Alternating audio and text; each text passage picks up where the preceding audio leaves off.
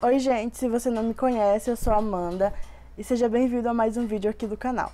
Se você caiu nesse vídeo de paraquedas, esse canal é idealizado pela turma de Pedagogia 2019 da UFPA Campus Castanhal. Esse vídeo em específico vai tratar sobre a vida, obra e contribuições de Johann Henrique Pestalozzi. Johann Henrique Pestalozzi nasceu em 1746 em Zurique, na Suíça. Filho de Johann Battista Pestalozzi e Susanna Holtz, Pestalozzi estudou o colegial e ensino superior em escolas de caráter religioso, mas não sentia vocação sacerdotal, então desistiu e decidiu dedicar-se à agricultura, o que também não deu certo. Em seguida, fundou seu primeiro instituto, com o objetivo de acolher rapazes pobres e ensinar-lhes uma profissão, e oferecer um futuro melhor. Mesmo com o sucesso dos métodos que ele utilizava, a escola fechou por má administração. Triste pelo fracasso, ele escreve e lança o livro Leonardo e Gertrudes, o livro de romance que expõe alguns de seus principais princípios pedagógicos, mas o que realmente almejava era ser mestre em escola, que entre 1805 e 1825 ele conseguiu. Nesse período, Pestalozzi desenvolveu o projeto mais abrangente de sua vida. Ele dava aulas para estudantes de várias origens e comandava uma equipe de professores. Embora a maior parte de sua vida ele tenha escolhido viver em relativo isolamento com sua mulher e seu filho, ele nunca se alienou aos acontecimentos de sua época. Pestalozzi dava extrema importância à vivência e à experimentação. Para encerrar sua biografia, eu deixo uma frase: a arte da educação deve ser cultivada em todos os aspectos, para se tornar uma ciência construída a partir dos conhecimentos profundos da natureza. Olá, meu nome é Luana e eu vim falar um pouco sobre as ideias de Pestalozzi. Bem, as ideias de Pestalozzi estão muito ligadas ao campo religioso. Motivo, ele ser bastante religioso, devoto, cristão, seguidor do protestantismo e estava se preparando para o sacerdócio quando ele decidiu largar tudo para seguir a carreira de educador. Chegou a abrir escolas para alunos deficientes e também para alunos órfãos. Ele viveu, em função dos mais pobres, dos mais necessitados. Essas escolas que ele abriu para os pobres, ao largar o sacerdócio, e dedicar-se a ensinar, a educar, ele viveu em função deles, em função dos órfãos, em função dos pobres. Pestalozzi, ele era leitor de Jean-Jacques Rousseau, e os dois, ambos, acreditavam que essa essência original do ser, a essência original do indivíduo, era boa, e que o indivíduo só se transformava porque o meio que aquele indivíduo era inserido causava alterações em sua essência original, ou seja, o meio influenciava aquele indivíduo. Por exemplo, um indivíduo que tem em seu interior bom, a partir do momento que ele entra em contato com um meio violento, ele vai sair dali com alguma sequela dessa violência. Ele pode até ser violento, Ele defendia uma volta à natureza da criança. Para ele, o desenvolvimento da criança se dava de dentro para fora e não de fora para dentro, como a gente é acostumado a imaginar. Ou seja, a criança tinha uma natureza divina, cuja escola tinha um papel de fazer aquela natureza divina da criança, o seu desenvolvimento, aflorar. O professor era como se fosse um jardineiro e a criança como se fosse uma árvore. Ou seja, o jardineiro podava os galhos, dava, digamos assim, o adubo para esse desenvolvimento dessa árvore, e o desenvolvimento acontecia de dentro para fora. Ou seja, a criança, ela não era preenchida de conhecimentos. Ela era apenas podada, moldada ali na mão da escola, e na mão dos educadores. Para Pestalozzi, a quantidade não importa.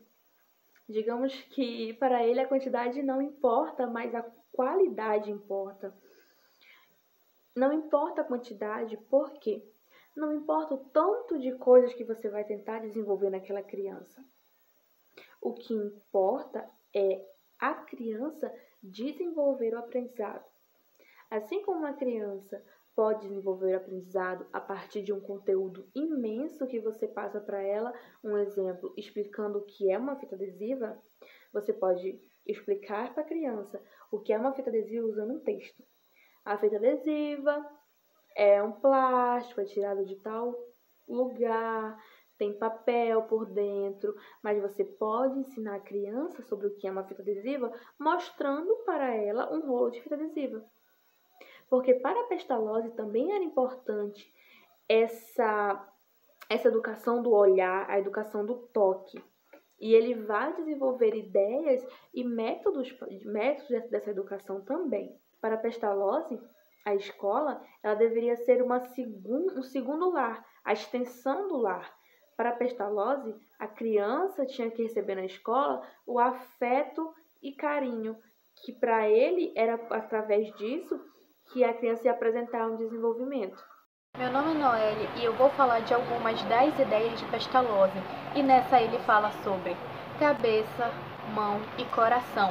Na percepção de Pestalozzi, a criança é um ser puro, bem em sua essência, possuidora de uma natureza divina que deveria ser cultivada e descoberta para que assim pudesse se atingir a plenitude. E Pestalozzi também afirma que a principal função do ensino é levar a criança a desenvolver as suas habilidades naturais e inatas. Para ele, o amor deflagra o processo de autoeducação. No Pestalozzi, o processo educativo deveria englobar 3 dimensões. Podem ser identificadas como cabeça, mão e coração. O objetivo final do aprendizado deveria ser também uma formação tripla, sendo ela intelectual, física e moral. E o método de estudo deveria se reduzir aos seus 3 elementos mais simples,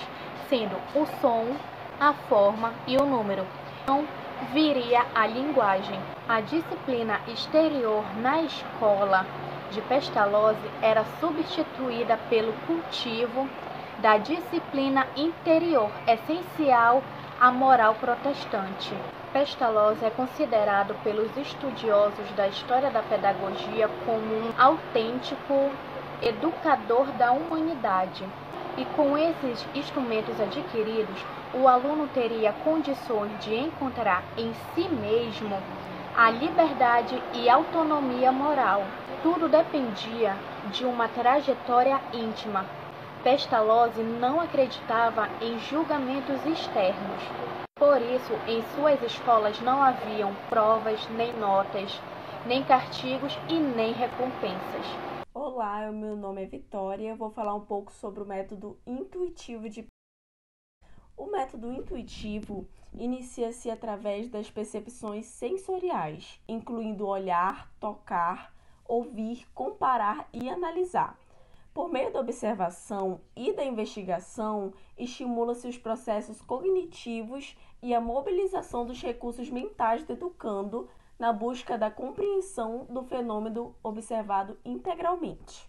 Pestalozzi defende que o processo de aprendizagem deveria ir das coisas para as palavras e não das palavras para as coisas, pois ele compreendia que, se o professor explicar diretamente os conteúdos, ele vai estar estimulando muito mais a memória do seu aluno do que a capacidade dele de pensar e raciocinar. De acordo com Pestalozzi, o método estimula o desenvolvimento dos recursos mentais do aluno e não somente a absorção de conteúdos transmitidos pelo professor, permitindo assim a autonomia do educando no processo de aprendizagem. Além do desenvolvimento cognitivo e intelectual, o pedagogo também considera importante o desenvolvimento físico e afetivo dos alunos, e que o objetivo final do aprendizado deve ser a formação intelectual, física e moral, e se refere a essa tríade como dimensões da cabeça,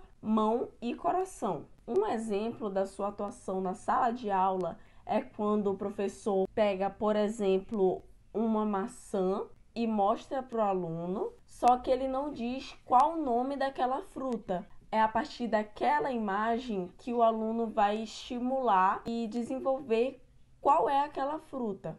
É a partir da imagem que ele vai estimular o processo de uma palavra ou de uma frase. Olá, gente, eu me chamo Maria Valéria e venho aqui falar para vocês da atividade trabalhada com os alunos a partir da teoria de Pestalozzi. Bom, gente, acerca de tudo que já foi falado por aqui, eu vim concluir com a nossa atividade. A atividade seria uma aula passeio. O professor ele vai levar as crianças para um parque. Lá as crianças elas iriam se sentir muito mais à vontade e livres, pois sabemos que a natureza ela é considerada um fator favorável para a imaginação infantil e a criatividade também. E para concluir a aula passeio, as crianças elas iriam fazer um nicho ecológico sobre alguma planta. O exemplo que eu irei dar aqui é uma mangueira. As cores, o que ela faz, quais os frutos e todos os nutrientes, a vegetação e tudo mais. Bom, gente, então é isso. Espero que vocês tenham gostado desse vídeo, de toda a trajetória de Pestalozzi e suas teorias. Não se esqueçam de se inscrever no nosso canal, de deixar o like de vocês aqui. E para mais vídeos como esse, é só nos acompanhar.